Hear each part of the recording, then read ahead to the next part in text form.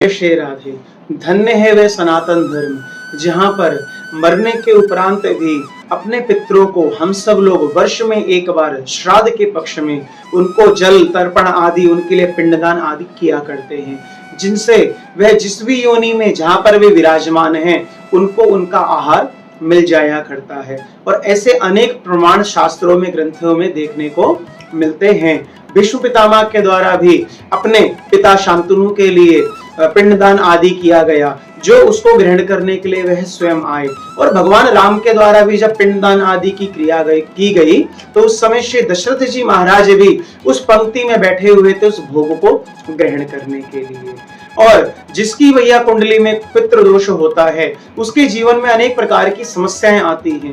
उसके कुल में किसी बालक का उत्पन्न ना होना, केवल लड़कियों का होना, उसका कुल का वंश की वृद्धि ना होना, उसके कारोबार में, उसके घर में आपसी कलह, ये सब बने रहना, अनेक प्रकार की समस्याएं होती हैं। अगर आप भी इन समस्याओं से छुटकारा पाना चाहते हैं तो उसके केवल मात्र 4 उपाय, अगर आप ये 4 उपाय कर लेंगे तो आपको भी पितृदोष से मुक्ति मिल जाएगी।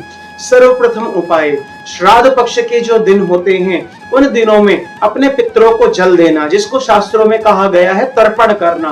विधि विधान से हमें अपने पितरों के निमित्त तर्पण कार्य को करना चाहिए।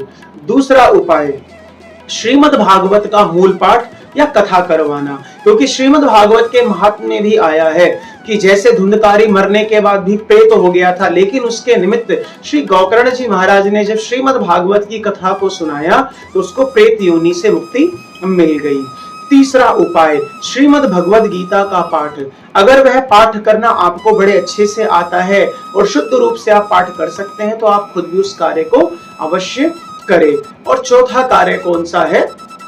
पिंडदान करना। अगर आपने अपने पितरों के निमित्त जाकर गया में पिंडदान किया है तो बहुत अच्छी बात है, और अगर नहीं किया तो एक बार गया में जाकर अवश्य पिंडदान करें। और अगर वहां पर कर चुके हैं तो श्राद्ध का जो पक्ष आता है उस पक्ष में आप अपने घर में ही जो भी आपके पूर्वज गए हैं, जिस तिथि पर गए हैं उस तिथि पर आप उनके निमित्त भैया भोजन भंडारा, जो भी आपकी सहूलियत हो उस हिसाब से आप कार्य को अवश्य करें। अपने पितरों के लिए समस्त कार्यों को बड़े अच्छे ही ढंग से करें और किसी भी विद्वान ब्राह्मण को बुलाकर उसके द्वारा इन कार्यों को कराएं।